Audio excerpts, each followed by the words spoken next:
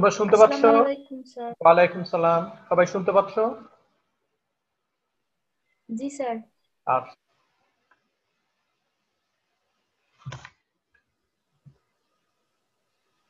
আমাদের সময় হয়ে গেছে। তো আমরা এর আগের ক্লাসে থার্মোডাইনামিক প্রবাবিলিটি কি করে ক্যালকুলেট করতে হয় সেটা শিখছিলাম। আমরা দেখছিলাম যে depending on the nature of the particle, যেগুলো সব ক্ষেত্রেই আইডেন্টিক্যাল, কিন্তু কোয়ান্টাম মেকানিক্সে তারা শুধু আইডেন্টিক্যাল না, তার উপরে হচ্ছে তারা ইনডিস্টিংগুইশেবল। এই পার্টিকল গুলোর নেচারের উপরে ভিত্তি করে এদেরকে বিভিন্নভাবে সাজানো যায়। For a given macrostate, depending on the nature of the particle, মাইক্রোস্টেটের সংখ্যাগুলো আলাদা হয়। এবং আমি ওদের দেখিয়েছিলাম যে ক্লাসিক্যাল পার্টিকেলের জন্য সংখ্যাটা কেমন হতে পারে, ফর এ ফিউ, অল্প কিছু পার্টিকেল নিয়ে। কোয়ান্টাম মেকানিক্যাল পার্টিকেল যেমন বোজনের জন্য কেমন হতে পারে, কোয়ান্টাম মেকানিক্যাল পার্টিকেল ফার্মিয়নের জন্য কেমন হতে পারে, এগুলো আমরা কিছু উদাহরণ দিয়ে দেখেছিলাম। তারপরে আমরা যেটা করেছিলাম সেটা হলো ফর্মালি ওই থার্মোডাইনামিক প্রবাবিলিটি কি করে ক্যালকুলেট করতে হয় তার জন্য ম্যাথমেটিক্যাল এক্সপ্রেশন আমরা বের করার চেষ্টা করেছি, এবং বোজনের জন্য কি হয় সেটা আমরা দেখেছিলাম। তো তোমরা জানো থার্মোডাইনামিক প্রবাবিলিটি আর কিছুই না, এটা হলো একটা সংখ্যা। এবং কিসের সংখ্যা? কোনো একটা দেওয়া ম্যাক্রোস্টেটের জন্য, গিভেন ম্যাক্রোস্টেটের জন্য কতগুলো মাইক্রোস্টেট তৈরি করা যায়, যতগুলো ডিস্টিংগুইশেবল মাইক্রোস্টেট তৈরি করা যায়, সেই সংখ্যাটাই হলো থার্মোডাইনামিক প্রবাবিলিটি। ওই পর্যন্ত আমাদের গত ক্লাস কভার করেছে। আজকে আমরা এরপর থেকে শুরু করব। আমি শেয়ার স্ক্রিনে যাচ্ছি।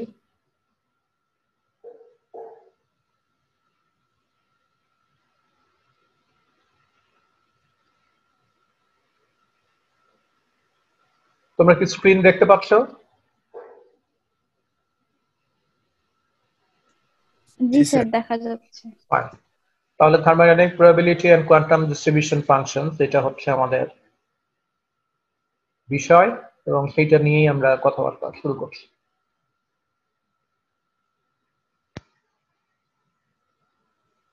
এটা হচ্ছে এই থার্মোডাইনামিক প্রবাবিলিটি এবং কোয়ান্টাম ডিস্ট্রিবিউশন ফাংশনের উপরে দ্বিতীয় ক্লাস।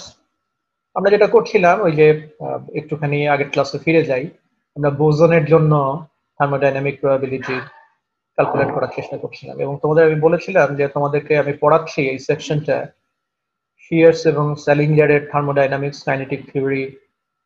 তোমরা সেকেন্ড ইয়ারে হয়তো অনেকে বইটা দেখেছো আর কি। আমাদের সেমিনার লাইব্রেরিতে আছে এবং রেন্টাল লাইব্রেরিতে বইটা আছে। এগুলো আমাদের গত ক্লাসে হয়েছিল, এবং আমরা যেখানে এসে থেমেছি, আমরা এখানে একটা উদাহরণও দেখিয়েছি যে কি করে থার্মোডাইনামিক প্রবাবিলিটি এখানে ক্যালকুলেট করা হয়েছে। এবং তার আগে একটা জেনারেল এক্সপ্রেশন আমরা তৈরি করেছি, সেই জেনারেল এক্সপ্রেশনটা হচ্ছে এইটা। এখানে দেখবে যে এই যে ডাব্লিউ সাথে একটা করে জে আছে, এই জেটার কি মানে একটু পরে পরিষ্কার হবে। এখানে জেনারেল এক্সপ্রেশনটা দেয়া আছে থার্মোডাইনামিক প্রবাবিলিটির। এখানে যেখানে জি জে কে তুমি বলতে পারো ডিজেনারেসি নাম্বার, অথবা তুমি বলতে পারো যে কতগুলো এনার্জি স্টেট আছে উইথ সেম এনার্জি। তার মানে জি জে সমান যদি 4 হয়, তার মানে হলো 4টা এনার্জি স্টেট আছে। যেই 4টা এনার্জি স্টেটে যে পার্টিকেল গুলো থাকবে তাদের প্রত্যেকের এনার্জি সমান। তার মানে ওই যে এনার্জি, ওই এনার্জিটার 4 ফোল্ড ডিজেনারেসি আছে। 4টা এনার্জি স্টেট হলো পৃথক 4টা এনার্জি স্টেট, কিন্তু ওই 4টা এনার্জি স্টেটে যে পার্টিকেল থাকে তাদের প্রত্যেকের এনার্জি সমান। এন যে হলো পার্টিকেলের সংখ্যা, এবং এ দুটো সংখ্যা যদি আমার জানা থাকে, তাহলে আমি বোজনের জন্য এই এক্সপ্রেশন ব্যবহার করে থার্মোডাইনামিক প্রবাবিলিটি বের করতে পারি। এখন যে জায়গায় এসে আমরা থেমেছিলাম এই উদাহরণটার পরে, সেটা হচ্ছে এই স্লাইডটা। এই স্লাইডটাতে যে কথাটা বলা হয়েছে সেটা হলো যে এই যে আমরা বলেছি যে পার্টিকেলের সংখ্যা হলো এন জে, এবং এই পার্টিকেল গুলোর জন্য একই এনার্জি নিয়ে যে কয়টা এনার্জি স্টেট আছে তাদের সংখ্যা হলো জি জে। এবং আমরা যদি বলি ওই জি জে যতগুলো এনার্জি স্টেট আছে তাদের ভিতরে যে পার্টিকেলে আমি রাখি না কেন সেই পার্টিকেলের এনার্জি হবে হলো ইজে। তাহলে এই যে জে জে বারবার করছে, এই জেটা কি জিনিস? যেটা হলো এরকম যে ধরো আমার একটা থার্মোডাইনামিক সিস্টেম আছে, সেই সিস্টেমটাকে আমি আমার কাজের সুবিধার জন্য অনেকগুলো জোনে ভাগ করতে পারি। জোন মানে কি? এলাকা। আমি অনেকগুলো এলাকায় ভাগ করতে পারি। থার্মোডাইনামিক সিস্টেমটাকে আমি অনেকগুলো এলাকায় ভাগ করতে পারি। একটা এলাকার নাম হলো 1, একটা এলাকার নাম হলো 2, একটা এলাকার নাম হলো 3, একটা এলাকার নাম হলো জে, একটা এলাকার নাম হলো কে, সো অন। তাহলে এই যে জোনগুলো আমরা ভাগ করেছি, এই জোনগুলোরও তো একটা ইন্ডেক্স আছে, 1 number zone, 2 number zone, 3 number zone, 4 number zone, so on. এই জোনের ইন্ডেক্স হলো এই জে। এই জেটা হলো তাহলে কিসের ইন্ডেক্স? কোন একটা সিস্টেমের পার্টিকুলার জোনের ইন্ডেক্স হলো এই জে। এখন এই জোনের ইন্ডেক্স আমি কেন দিয়েছি? ওই যে বললাম আমরা হিসাবে সুবিধা হবে, এরপরে স্লাইডের ব্যাপারটা বুঝতে হবে। এখন কথা হলো কোনো একটা পার্টিকুলার জোনের জন্য থার্মোডাইনামিক্যাল প্রবাবিলিটি যদি হয় হচ্ছে ডাব্লিউ জে, তাহলে সমস্ত সিস্টেমটার জন্য থার্মোডাইনামিক প্রবাবিলিটি কত হবে? আমরা একটু পরে বুঝবো যে সমস্ত সিস্টেমের জন্য যেখানে অনেকগুলো জোন আছে, 1 নম্বর, 2 নম্বর, 3 নম্বর, জে নম্বর, কে নম্বর, এল নম্বর, এম এন, সমস্ত সিস্টেমের জন্য থার্মোডাইনামিক প্রবাবিলিটি হলো প্রত্যেকটা জোনের জন্য যে থার্মোডাইনামিক প্রবাবিলিটি তাদের গুণফল। তার মানে 1 নম্বর জোনের জন্য যদি থার্মোডাইনামিক প্রবাবিলিটি হয় W1, 2 নম্বর জোনের জন্য যদি থার্মোডাইনামিক প্রবাবিলিটি হয় W2, জে নম্বর জোনের জন্য যদি থার্মোডাইনামিক প্রবাবিলিটি হয় WJ, তাহলে টোটাল যে থার্মোডাইনামিক প্রবাবিলিটি যেটা বোস পার্টিকেলের জন্য আমরা করছিলাম, সেই থার্মোডাইনামিক প্রবাবিলিটি হলো এই যে সাইনটা আছে, এই সাইনের মানে হলো প্রোডাক্ট। তাহলে টোটাল থার্মোডাইনামিক প্রবাবিলিটি হলো যে কি বলে ওমেগাও না, এখানে ডাব্লিউ দিয়ে লিখেছি, W1 multiplied by W2 multiplied by W3 multiplied by W4, যতগুলো জোন আছে সেই সমস্ত জোনের থার্মোডাইনামিক প্রবাবিলিটির গুণফল। তাহলে কি নিতে হবে মাথায়? আপাতত এটুকু মাথায় নিতে হবে যে আমি থার্মোডাইনামিক প্রবাবিলিটি এর আগে যেটা ক্যালকুলেট করেছিলাম সেটা জেড জোনের জন্য, জে তম জোনের জন্য। আর পুরো সিস্টেমের জন্য যদি আমি থার্মোডাইনামিক প্রবাবিলিটি ক্যালকুলেট করতে চাই তাহলে প্রত্যেকটা জোনের থার্মোডাইনামিক প্রবাবিলিটি ক্যালকুলেট করে সেগুলোকে গুণ করতে হবে।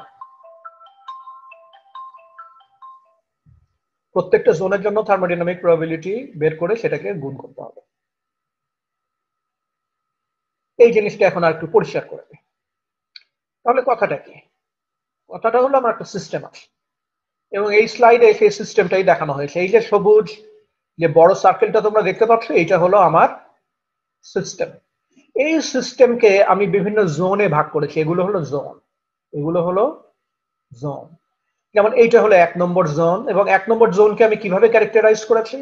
এই জোনে N1 সংখ্যক পার্টিকেল আছে, এই জোনে G1 সংখ্যক এনার্জি সেল আছে অথবা এনার্জি স্টেট আছে, এবং এই জোনে প্রত্যেকটা এনার্জি স্টেটের এনার্জি হলো E1। তাহলে বুঝতেই পারছো যে টোটাল যে সিস্টেম, সেই টোটাল সিস্টেমে যতগুলো পার্টিকেল আছে তার সংখ্যা হলো এই প্রত্যেকটা জোনে যে পার্টিকেল আছে তাদের সামেশন। তাহলে টোটাল নাম্বার অফ পার্টিকেলস যদি বড় এন হয় তাহলে এটা আর কিছুই না, সামেশন অফ এন জে। আবার প্রতি জোনে এই জি জে সংখ্যক, যেখানে জে সমান 1 2 3, জি জে সংখ্যক এনার্জি স্টেট আছে, যে এনার্জি স্টেটে আবার কতগুলো পার্টিকেল আছে, এন যে সংখ্যক পার্টিকেল আছে। তাহলে টোটাল সিস্টেমের জন্য যে এনার্জি সেটা হলো N J multiplied by E J, তার সামেশন। এবং টোটাল নাম্বার এনার্জি স্টেট কি? প্রতিটা আলাদা আলাদা কি বলে জোনে যেই সেলগুলো আছে বা এনার্জি স্টেট গুলো আছে তাদের সমষ্টি। তাহলে এখানে এই জোনের ব্যাপারটা দেখানো হয়েছে। তাহলে কি দাঁড়াচ্ছে? যেটা দাঁড়াচ্ছে যে এই জোন, যেটাকে আমরা 1 নম্বর জোন বলছি, এই 1 নম্বর জোনের জন্য ডেসক্রিপশনটা কি, এর বর্ণনাটা আমি কিভাবে দিয়েছি? এর বর্ণনা দিয়েছি এইভাবে। তার মানে এটার ম্যাক্রোস্টেটকে ডিফাইন করা হয়েছে এইভাবে, যেখানে N1 সংখ্যক পার্টিকেল আছে, প্রতিটা এনার্জি স্টেটের এনার্জি ভ্যালু হলো E1 এবং মোট এনার্জি স্টেটের সংখ্যা হলো G1। এই যে ডেসক্রিপশন আছে, এই ডেসক্রিপশন অনুযায়ী আমরা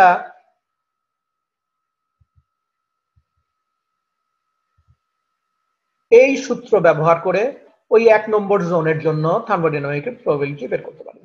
ঠিক তেমনি 2 নম্বর জোনের জন্য G2 দেয়া আছে, N2 দেয়া আছে, সেগুলো ব্যবহার করে আমরা 2 নম্বর জোনের জন্য থার্মোডাইনামিক প্রবাবিলিটি বের করতে পারি।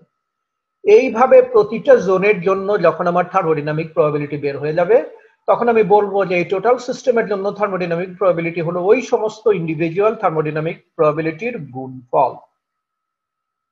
কথাটা কি বোঝা যাচ্ছে কিছু? জি স্যার। শুধু একজন রেসপন্স করো তুমি। আচ্ছা, এখন প্রশ্ন হলো যে কেন এরকম, কেন এরকম হবে? কেন এরকম হবে এটা আসলে অবভিয়াস, একটু চিন্তা করলেই বোঝা যায়। ধরা যাক এই 1 নম্বর জোনের জন্য থার্মোডাইনামিক প্রবাবিলিটি, ধরা যাক 1 নম্বর জোনের জন্য থার্মোডাইনামিক প্রবাবিলিটি হলো, এটা তো একটা সংখ্যা তাই না, থার্মোডাইনামিক প্রবাবিলিটি হলো একটা সংখ্যা। 1 নম্বর জোনের জন্য N1 এবং G1 এমন ভাবে দেয়া আছে যে যেটা নিয়ে হিসাব করলে 1 নম্বর জোনের জন্য থার্মোডাইনামিক প্রবাবিলিটি পাওয়া যায় ধরা যাক 10। ঠিক আছে, ধরা যাক 2 নম্বর জোনের জন্য হিসাব করলে থার্মোডাইনামিক প্রবাবিলিটি পাওয়া যায় হলো 12। ঠিক আছে, তার মানে 2 নম্বর জোনের জন্য N2 এবং G2 এর এমন ভ্যালু দেয়া আছে যে যেটা নিয়ে ওই ফর্মুলায় বসালে পাওয়া যায় হলো 12 থার্মোডাইনামিক প্রবাবিলিটি। তাহলে তোমরা কি বলতে পারবে যে এই দুটো জোনের জন্য টোটাল থার্মোডাইনামিক প্রবাবিলিটি কত হবে?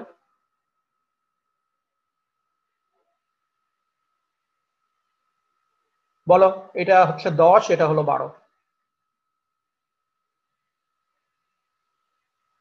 120 স্যার। কে বললো কথাটা? কে বললো? আমি মোহাম্মদ রিপন হাসান। হ্যাঁ, রিপন হাসান। গুড। এখন 120 যে হবে এটা তুমি ব্যাখ্যা করবে কি করে যে 120 হবে? সংখ্যাটা ঠিক বলেছে, 120 স্যার হবে। ওই দুইটা অঞ্চলের মানে গুণফল প্রোডাক্ট, গুণফল তো এটা তো একটা ক্লাস, প্রোডাক্টের গুণফলের সমান আর কি। হ্যাঁ ক্লাস 3 বাচ্চা গুণ সে জানে, সে বলবে যে 120 হবে। তুমি ফিজিক্যালি আমাকে বোঝাও যে এটা 120 হবে কিভাবে? ওটা তো মুখস্থ করা হলো তাই না, কিন্তু তুমি কি বুঝেছো কি করে 120 সংখ্যাটা আসে? স্যার ওই যে আগে একটা ইকুয়েশন লেখছেন, ওই ইকুয়েশন না, ইকুয়েশন থেকে বুঝবে কেন? তোমার তুমি জিনিসটা বোঝো কিনা? ইকুয়েশন কথা ভুলে যাও, বোঝো কিনা? কেউ বলতে পারবে?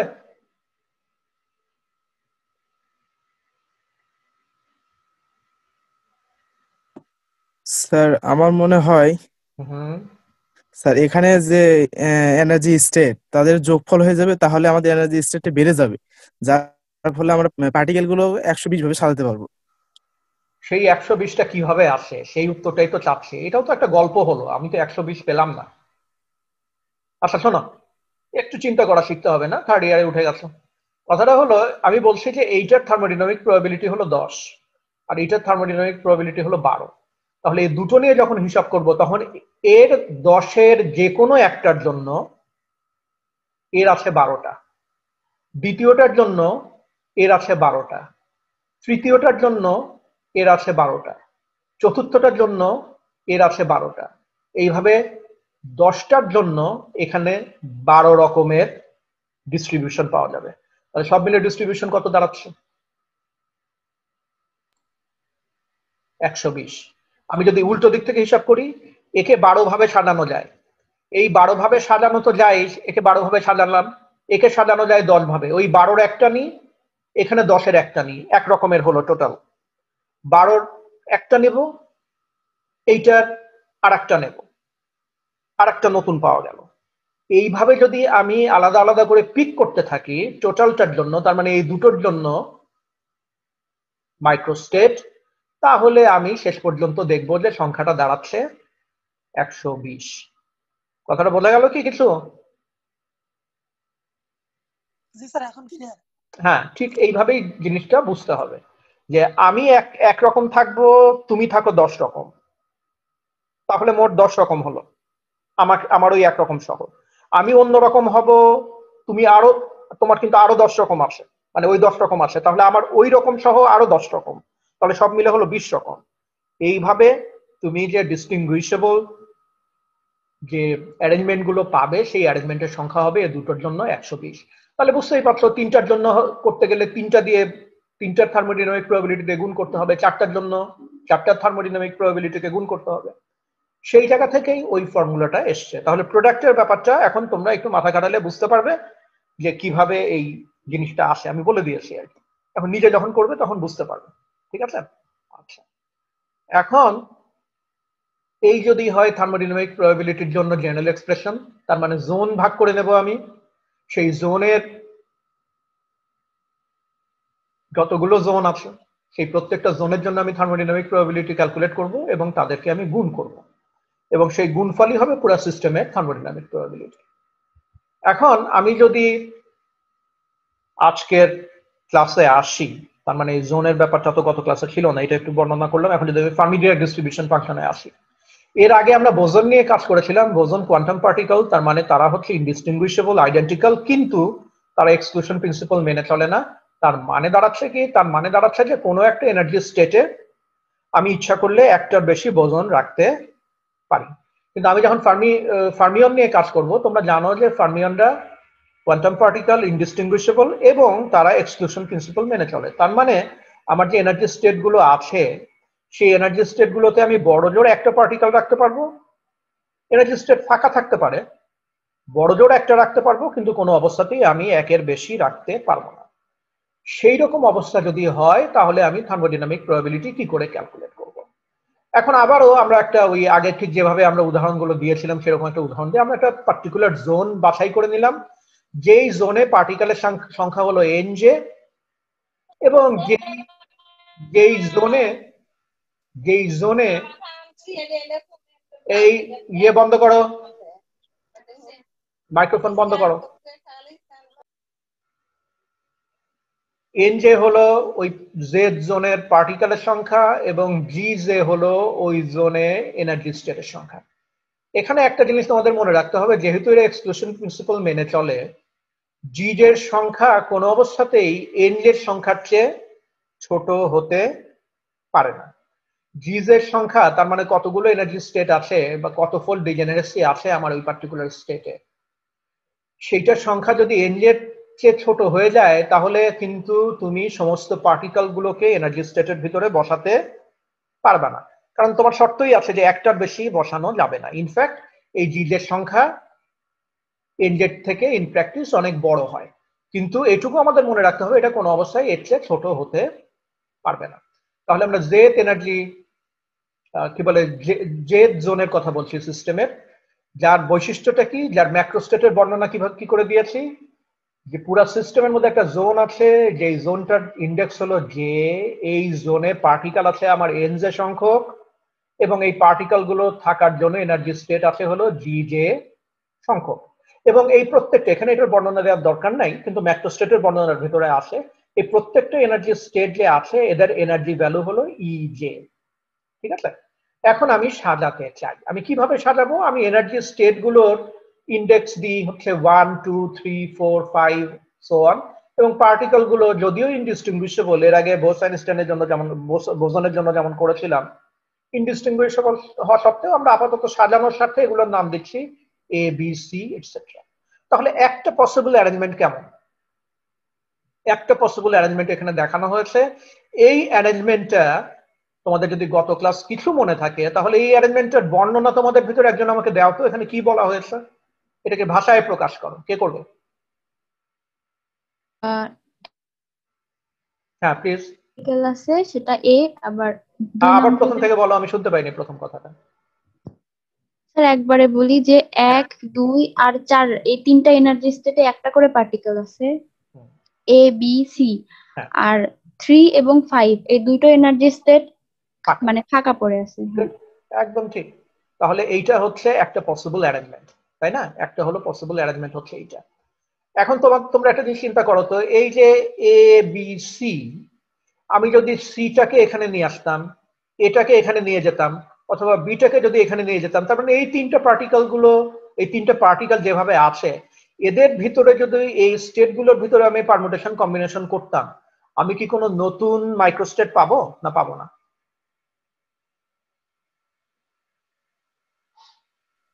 না স্যার, পাবো না। তার কারণ হচ্ছে A B এবং C ইনডিস্টিংগুইশেবল, একটা থেকে আরেকটাকে আলাদা করা যায় না।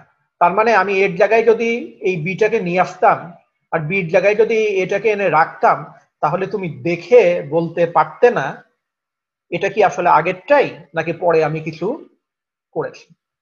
ঠিক তেমনি এই যে এনার্জি স্টেট গুলো আছে, এই যে এনার্জি স্টেট গুলো 1 নম্বর 2 নম্বর 3 নম্বর 4 নম্বর 5 নম্বর, এই বর্ণনাটা যেভাবে আছে এর জায়গায় যদি আমি এই বর্ণনাটাকে এভাবে দাঁড় করাই যে 2 নম্বরে একটা পার্টিকেল আছে, 4 নম্বরে একটা পার্টিকেল আছে, 3 নম্বরে কোনো পার্টিকেল নেই, 1 নম্বরে একটা পার্টিকেল আছে, 5 নম্বর ফাঁকা। এই যে ডেসক্রিপশনটা দিলাম আর এখানে যে ডেসক্রিপশনটা আছে, এদের ভিতরে কি কোনো পার্থক্য আছে? ফিজিক্যালি এদের ভিতরেও কিন্তু ফিজিক্যালি কোনো পার্থক্য নেই। আমি একই জিনিস বলেছি, কোনোটাকে একটু আগে বলেছি, কোনোটাকে একটু পরে বলেছি, কিন্তু চেহারা তো এটাই, তাই না? তার মানে দেখে আমি পরে যেটা বললাম সেইটার সাথে এটাকে তুমি আলাদা করতে পারবে না। এই কথাগুলো কেন বলছি, এই কথাগুলো কেন বলছি সেটা আগের ক্লাস মনে থাকলে তোমরা ধরতে পারবে, এবং সেই ঘটনাটাই এখানে ঘটেছে। দেখো, কথাটা হলো যে আমার এনার্জি স্টেট আছে হলো যে সংখ্যক। এই এনার্জি স্টেট গুলোকে আমি ওই যে 1 2 3 4 5 করে লিখেছিলাম। এই এনার্জি স্টেট গুলোকে কত ভাবে লেখা যায়? যে ফ্যাক্টোরিয়াল উপায়। আচ্ছা, তাহলে এই যে ফ্যাক্টোরিয়াল উপায়ে এই এনার্জি স্টেট গুলোকে লেখা যায়, সেটাই এই থার্মোডাইনামিক প্রবাবিলিটির এই জায়গাটায় এসছে। এখন যে ফ্যাক্টোরিয়াল উপায়ে এনার্জি স্টেট গুলোকে সাজানো যায়, এই এনার্জি স্টেট গুলোর ভিতরে আবার জিজে মাইনাস এন যে সংখ্যক এনার্জি স্টেট ফাঁকা। কথাটা বোঝা গেছে? যে এন যে হলো পার্টিকেলের সংখ্যা, জিজে হলো এনার্জি স্টেটের সংখ্যা। জিজে আমি বলেছি এনজি সমান অথবা এনজির চেয়ে বড় হতে পারে। এখন সমান হোক আর বড়ই হোক, জিজে থেকে যদি আমি এনজে বাদ দিই তাহলে কতগুলো ফাঁকা আছে সেই সংখ্যাটা বেরোবে। এটা তো বোঝো নাকি? বোঝো এটা? জি স্যার। হ্যাঁ, গুড। এটা বোঝার কথা যে আমার আছে 10টা এনার্জি স্টেট, আমার আছে 8টা পার্টিকেল, তাহলে 10 বিয়োগ 8 তার মানে হচ্ছে 2টা এনার্জি স্টেট আমার ফাঁকা। যে এনার্জি স্টেট গুলো ফাঁকা, আমি এইটা যখন সাজিয়েছিলাম, এই যে উপরে যে ফ্যাক্টোরিয়ালটা আছে সেটাকে আমি ফাঁকা সহ সাজিয়েছিলাম না ফাঁকা ছাড়া সাজিয়েছি? আবারও জানতে চাচ্ছি।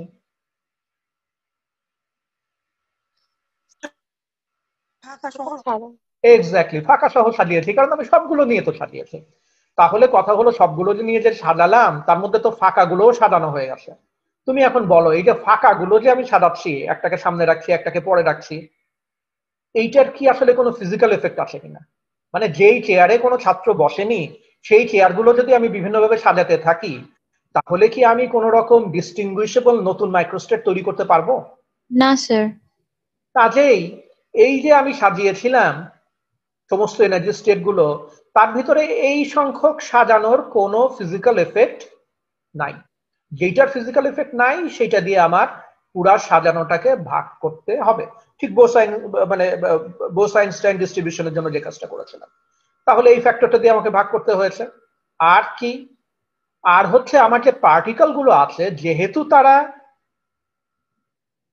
ডিস্টিংগুইশেবল, তাদের ভিতরে A B C D E F G whatever they be, এদের নিজেদের ভিতরে যত রকমের পারমুটেশন আছে, এই পারমুটেশনও কোনো ডিস্টিংগুইশেবল নতুন মাইক্রোস্টেট তৈরি করবে না।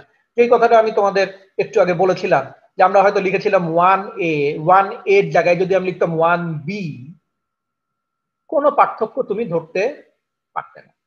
তাহলে মাইক্রোস্টেটের যে ডেফিনিশন যে কতগুলো ডিস্টিংগুইশেবল স্টেট তৈরি করা যায় করেসপন্ডিং টু এ গিভেন ম্যাক্রোস্টেট, সেইটা পেতে গেলে এই পুরা সংখ্যাটাকে আমার এইটা দিয়েও ভাগ করতে হবে, এটা দিয়েও ভাগ করতে হবে। তাহলে এই যে 11-16 এই যে এক্সপ্রেশনটা আছে, এই এক্সপ্রেশনটা ফার্মিয়নের জন্য থার্মোডিনামিক্যাল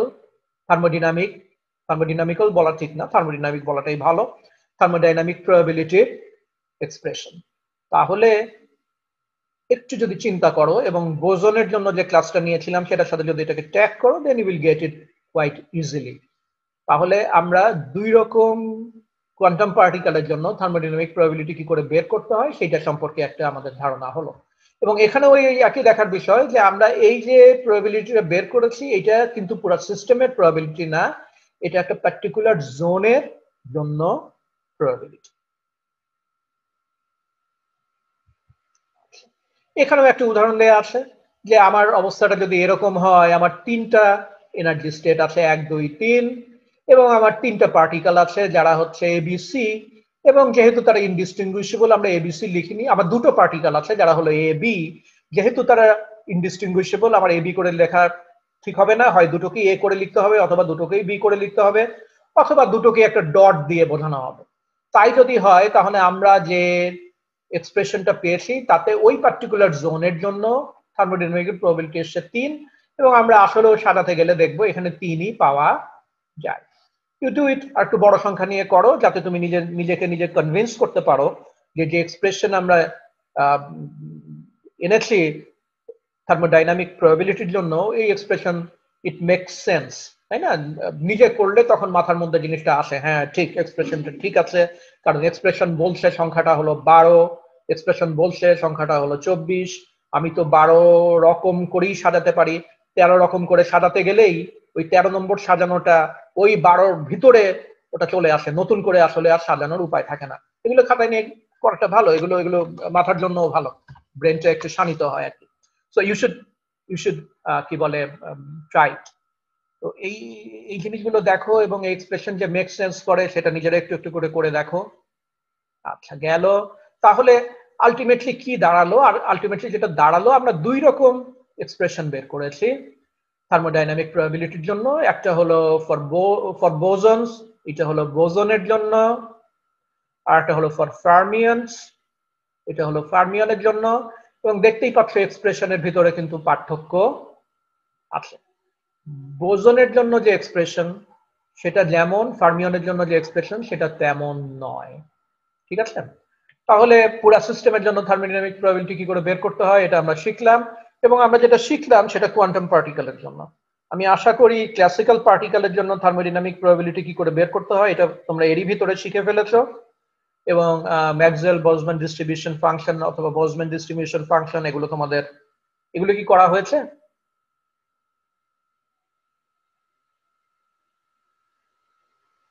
তোমরা কি ক্লাসিক্যাল ডিস্ট্রিবিউশন ফাংশন গুলো করেছো কিনা?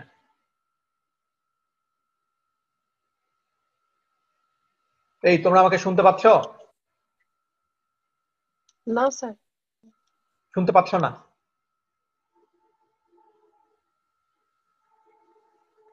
কি আশ্চর্য, আমি কোনো উত্তর পাচ্ছি না কেন? করা হয়েছে কিনা সেটা তোমরা জানো না?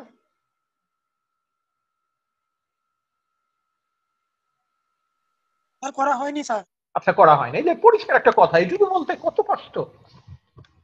ঠিক আছে, করা হবে, তখন দেখবে যে আমি যে কথাগুলো বলেছি সেগুলো তোমাদের হেল্প করবে আর কি। মাইক্রোস্টেট, ম্যাক্রোস্টেট, থার্মোডাইনামিক প্রবাবিলিটি কি করে কাউন্ট করতে হয়, কোন ফ্যাক্টরকে কোন ফ্যাক্টর দিয়ে ভাগ করতে হয়, কেন ভাগ করতে হয়, ভাগ করলে কি হয়, ভাগ না করলে কি হয়, এই সব কথাই কিন্তু বলা হয়েছে।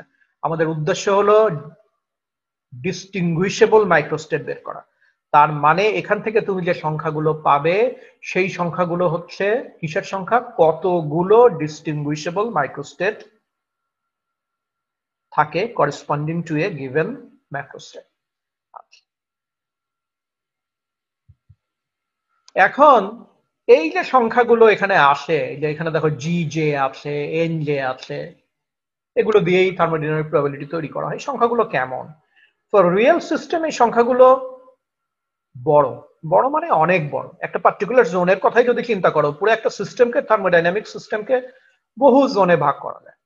কিন্তু একটা জোনের কথাই যদি চিন্তা করো, সেখানে ইজিলি 10⁻10 সংখ্যক এনার্জি স্টেট থাকতে পারে, 10⁹ অথবা 10⁻10 সংখ্যক পার্টিকেল থাকতে পারে। কাজে বুঝতেই পারছো যে সেই সমস্ত সংখ্যায় যদি তুমি ফ্যাক্টোরিয়াল বসাও, তাহলে সেই সংখ্যাগুলোকে হ্যান্ডেল করার ক্ষমতা, আসলে সেগুলো নিয়ে ক্যালকুলেট করার ক্ষমতা, সেগুলো নিয়ে থেকে কিছু একটা এক্সট্রাক্ট করার ক্ষমতা, খুব শক্তিশালী কম্পিউটেশন মানে ফ্যাসিলিটি না থাকলে সেগুলো করা যাবে না আর কি। তো তাহলে আমরা কি করি? আমরা এই সমস্ত সংখ্যাগুলোকে ম্যানেজেবল জায়গায় নিয়ে আসার জন্য আমরা লগ এর সহায়তা নিই। কারণ তোমরা জানো যে লগ যদি আমরা ব্যবহার করি তাহলে সংখ্যাগুলোকে ছোট আকারে প্রকাশ করা যায়।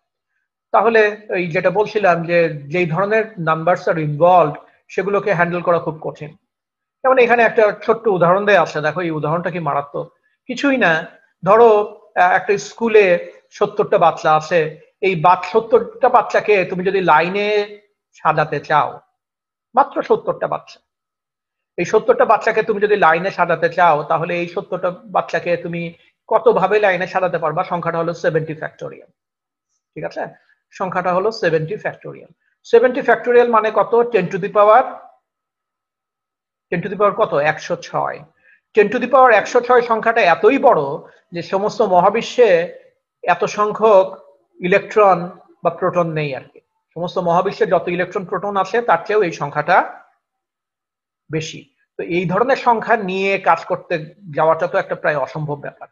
কিন্তু তুমি যদি লগ নিয়ে কাজ করো, এবং এখানে স্টার্লিং এর অ্যাপ্রক্সিমেশন বলে একটা অ্যাপ্রক্সিমেশন আছে, আমি যেটা তোমাদের আজকের ক্লাসে কিছুটা পড়াবো আর কি, সে স্টার্লিং এর অ্যাপ্রক্সিমেশন তুমি যদি ব্যবহার করো, স্টার্লিং এর অ্যাপ্রক্সিমেশনটা কি? যে এক্স এর তুমি যদি ফ্যাক্টোরিয়াল নাও আর সেই ফ্যাক্টোরিয়ালে তুমি যদি লগারিদম নাও, তাহলে সেই সংখ্যাটা দাঁড়াই হলো X multiplied by natural logarithm of X minus X. তার মানে 70 এর ফ্যাক্টোরিয়াল হলো 70, ন্যাচারাল লগারিদম অফ 70 মাইনাস 70 হলো 245। ঠিক আছে, 245। এটা হচ্ছে ন্যাচারাল লগারিদম যদি নাও, আর 10 বেসে যদি নাও তাহলে এই সংখ্যাটাকে তোমার 2.303 দিয়ে ভাগ করতে হবে এবং সংখ্যাটা পাবে হলো 106। তোমরা কি স্টার্লিং এর অ্যাপ্রক্সিমেশন পড়েছো নাকি? জি স্যার, পড়ানো হয়েছে। আচ্ছা, পড়ানো হয়েছে। তারপরে আমি একটু বলবো, যেহেতু আমার এটা ইউজ করতে হবে আর কি। তাহলে আমরা কি বুঝলাম? যে আমরা যে থার্মোডাইনামিক প্রবাবিলিটি নিয়ে যখন স্ট্যাটিস্টিক্যাল মেকানিক্স করব, বেসিক্যালি আমরা প্রথম সুযোগেই লগের ভিতরে ঢুকে যাব, কারণ লগের ভিতরে ঢুকে গেলে স্টার্লিং এর অ্যাপ্রক্সিমেশন ব্যবহার করলে আমার সমস্ত সংখ্যাগুলোই একটা ম্যানেজেবল প্রপোর্শনে চলে আসে আর কি। তো এটুকু আমাদের জানা থাকা ভালো যে কেন আমরা লগ নিয়ে কাজ করি। লগের আরো কিছু মজা আছে, খুব বড় একটা লগের মজাটা কি, যে আমরা দেখলাম যে আমাদের যে থার্মোডাইনামিক প্রবাবিলিটি আছে ফর দ্য হোল সিস্টেম, সেটা আসলে বিভিন্ন জোনে যে থার্মোডাইনামিক প্রবাবিলিটি আছে তার প্রোডাক্ট হিসাবে আমরা সেটাকে আমাদের পেতে হবে আর কি। লগের সুবিধা হলো আমি যদি ওই প্রোডাক্টের উপরে লগারিদম নিই, তাহলে এটা কি প্রোডাক্ট থাকবে না কি হয়ে যাবে? কি হয়ে যাবে? সামেশন হয়ে যাবে। সামেশন হয়ে যাবে। এই গুণের যন্ত্রণা আর থাকবে না, আমরা যোগে চলে যাব আর কি। So log gives a lot of space to manoeuvre, এটা মাথার মধ্যে রাখতে হবে। এবং এখানে স্টার্লিং এর অ্যাপ্রক্সিমেশন আমি যেটুকু বুঝেছি, যে মানে তোমাদের কথা শুনে এগুলো হয়তো তোমাদের ক্লাসে হয়েছে। কথাটা কি? কথাটা হলো ন্যাচারাল লগারিদম যদি আমরা ফ্যাক্টোরিয়াল এন এর নিই, যেখানে এন হচ্ছে একটা পূর্ণ সংখ্যা, দেন বেসিক্যালি ওই যে লগের যে নিয়ম, তোমরা ফ্যাক্টোরিয়ালের কথা জানো যে এন ফ্যাক্টোরিয়াল মানে হচ্ছে এন থেকে শুরু করে n-1 n-2 করতে করতে আমরা 1 পর্যন্ত চলে যাব, এদের যোগফলের গুণফল আর কি। গুণফলের সমষ্টি বলা ঠিক না, এদের গুণফল। তাহলে এই লগ নিই, আমি যদি লগ নিই তাহলে এটা কি হবে? এটা আসলে ওই প্রত্যেকটা যে ইন্ডিভিজুয়াল টার্ম সেগুলোর যোগফল হয়ে যাবে। এর সামনে একটা ছিল তোমার log 1, আমরা log 1 সমান 0 জানি, কাজে ওইটাকে আমরা লিখে নিই, এই হচ্ছে অবস্থা। তাহলে এটাকে যদি আমরা গ্রাফিক্যালি প্রকাশ করি, তাহলে ব্যাপারটা কি?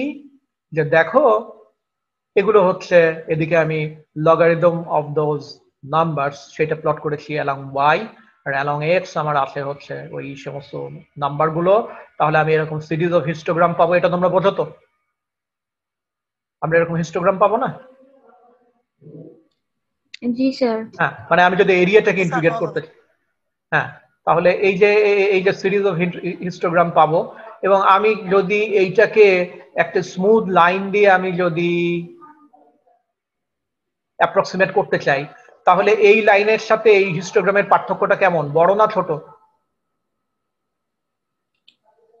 বলো। বড় স্যার, বড়। বড়। কিন্তু তুমি দেখতেই পাচ্ছ যে এন এর সংখ্যা যতই বাড়ছে ততই লাইনের সাথে হিস্টোগ্রামের অ্যাপ্রক্সিমেশন কি হচ্ছে? বেটার হচ্ছে। মানে সংখ্যাটা যত বাড়তে থাকে এই লাইনটা ততই ওই হিস্টোগ্রামের সাথে একেবারে মিলে যায়। তাহলে কি, যে যখন এন এর সংখ্যা খুব বড়, তখন এই লাইনের উপরে ইন্টিগ্রেশন করলে যে কি বলে, যে এরিয়া আমি পাবো, এই লাইনের উপর ইন্টিগ্রেট করলে আমি কোন এরিয়া পাবো? এই লাইনের নিচে যে অংশটুকু আছে সেই এরিয়াটুকু পাবো।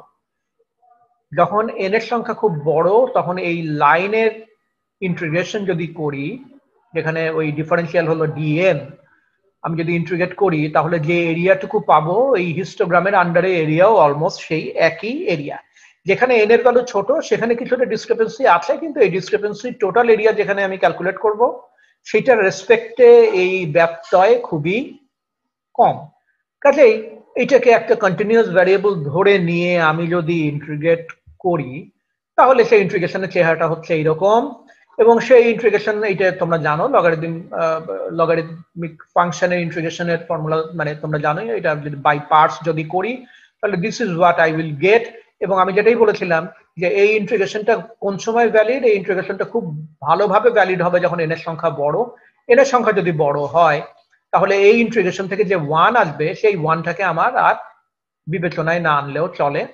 এবং 1টাকে যদি বিবেচনায় না আনি তাহলে এই যে টার্মটার আলটিমেটলি যে ভ্যালু দাঁড়ায় সেটা হচ্ছে এইটা, যে natural logarithm of n factorial is equal to n multiplied by log natural n minus n। এটাই হলো স্টার্লিং এর অ্যাপ্রক্সিমেশন। এই অ্যাপ্রক্সিমেশনটাকে আরেকটু এক্সাক্ট ফর্মে লেখা যায় এবং আসলে এটা এক্স্যাক্টলি এভালুয়েট করা যায়। এক্স্যাক্টলি যদি আমি এভালুয়েট করি তাহলে এইটার চেহারা দাঁড়ায় হচ্ছে এই ইকুয়েশন। কিন্তু বুঝতেই পারছো যে এই ইকুয়েশনেও এই যে প্রথমে যে দুটো টার্ম আছে এই দুটো টার্মের কন্ট্রিবিউশন যদি এন এর ভ্যালু খুবই বড় হয় তাহলে এই দুটো টার্মের কন্ট্রিবিউশন আসলে খুব ছোট। এবং ওই একই কথা, এন এর ভ্যালু যদি খুব বেশি হয় তাহলে এই দুটো টার্মকে তুমি নেগলেক্ট করতে পারো, এবং এই দুটো টার্মকে তুমি যদি নেগলেক্ট করো তাহলে এইটার সমান দাঁড়ায় হচ্ছে অ্যাপ্রক্সিমেটলি ইকুয়াল টু দিস, এবং যেটাই এই জায়গাতে লেখা হয়েছে। এটাই হলো স্টার্লিং এর অ্যাপ্রক্সিমেশন। তাহলে আমরা কি শিখলাম? আমরা যেটুকু শিখলাম সেটা হচ্ছে যে পার্টিকেলের যে ধরন তারা ডিস্টিংগুইশেবল নাকি ইনডিস্টিংগুইশেবল, তারা এক্সক্লুশন প্রিন্সিপাল মেনে চলে নাকি এক্সক্লুশন প্রিন্সিপাল মেনে চলে না। অন্য ভাষায় বলা যায় তারা কি ফার্মিয়ন নাকি তারা বোসন। এই সমস্ত ফ্যাক্টর আমরা যদি কনসিডারেশনে আনি তাহলে সেগুলো নিয়ে হিসাব কিতাব করে আমরা একটা সিস্টেমের জন্য থার্মোডাইনামিক প্রবাবিলিটি বের করতে পারি। এটুকু আমরা শিখেছি। এবং থার্মোডাইনামিক প্রবাবিলিটি যেহেতু একটা হিউজ নাম্বার এবং আমাদের ম্যাথমেটিক্যাল অপারেশন গুলো যদি আমরা সহজে করতে চাই তাহলে এই হিউজ নাম্বারগুলোকে ম্যানেজেবল প্রপোর্শনে নিয়ে আসতে হবে। এবং এখানে যে গুণ-টুন গুলো আছে এগুলো যদি সামেশনে নিয়ে আসতে পারি it will be very useful. আমরা কি করি, আমরা লগ ব্যবহার করি, এবং এই লগ ব্যবহার করতে যে আমরা একটা অ্যাপ্রক্সিমেশন নিয়ে আসি সেটা হলো স্টার্লিং এর অ্যাপ্রক্সিমেশন। ঠিক আছে? আচ্ছা, এখন এই যে থার্মোডাইনামিক প্রবাবিলিটি আমরা বের করলাম, এগুলো কেন বের করেছি? আমরা যদি আজকের প্রেজেন্টেশনের একেবারে ওপেনিং স্লাইডটার দিকে তাকাই তাহলে আমরা দেখব যে ওপেনিং স্লাইডে লেখা আছে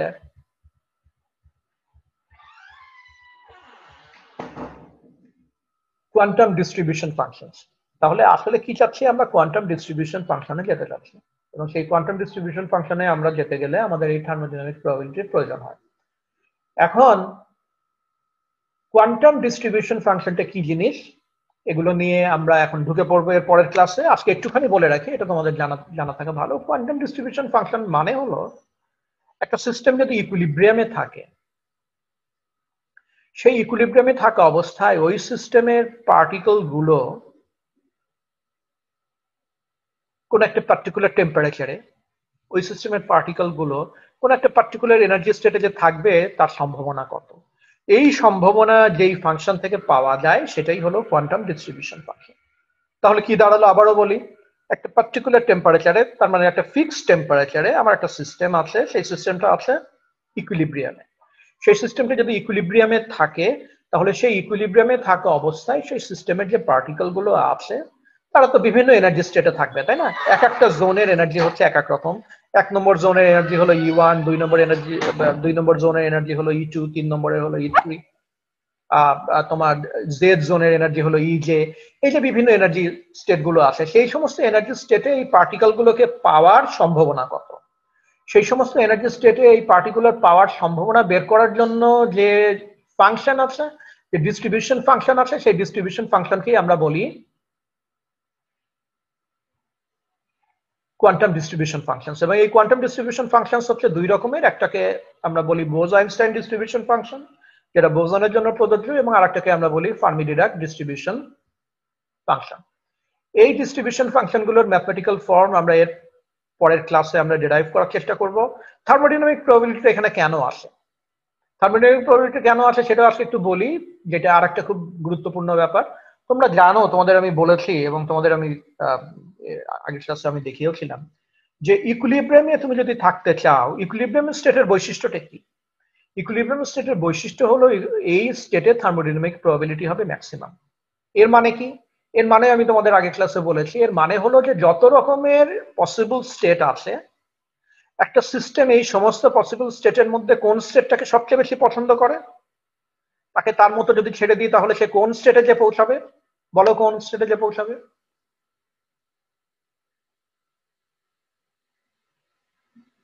আমি উত্তর পাচ্ছি না কেন?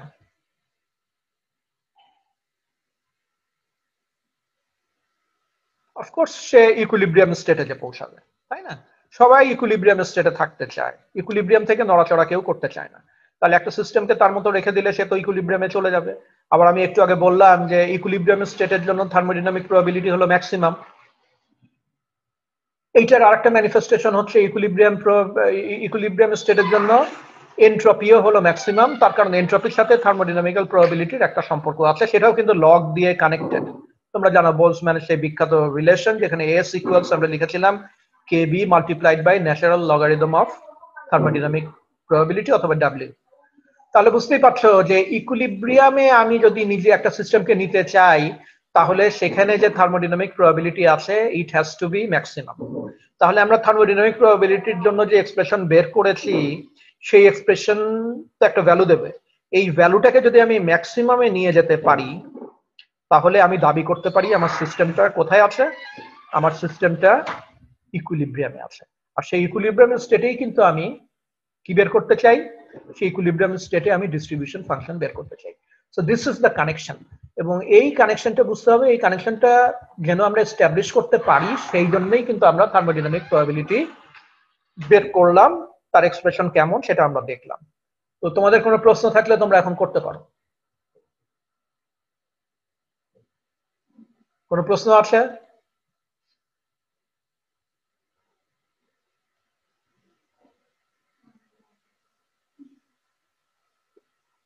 সবকিছু বুঝতে পেরেছো? এখন তোমাদের অবস্থাটা কি হয়েছে? তোমাদের না, সব ক্লাসেই ইভেন প্রশ্ন করার এনার্জিটুকু আর নাই। হ্যাঁ, তো আমি কি বলবো, ইউ ডোন্ট আস্ক। ঠিক আছে, আমরা শেয়ার করা শেষ করছি। আমরা নেক্সট ক্লাসে ডিস্ট্রিবিউশন ফাংশনের ভিতরে যাব, এবং distribution function happens to be one of the most important aspects of your course. তোমার যে কোর্স তুমি করছো স্ট্যাটিস্টিক্যাল মেকানিক্সে, তার ভিতরে ডিস্ট্রিবিউশন ফাংশন সবচেয়ে গুরুত্বপূর্ণ অংশগুলোর মধ্যে একটা। তো আই হোপ যে তোমরা আরেকটু ক্লাসে ইনভলভ হবে, আরেকটু ভালো করে শেখার চেষ্টা করবে। সবাই ভালো থেকো, আমি শেষ করছি।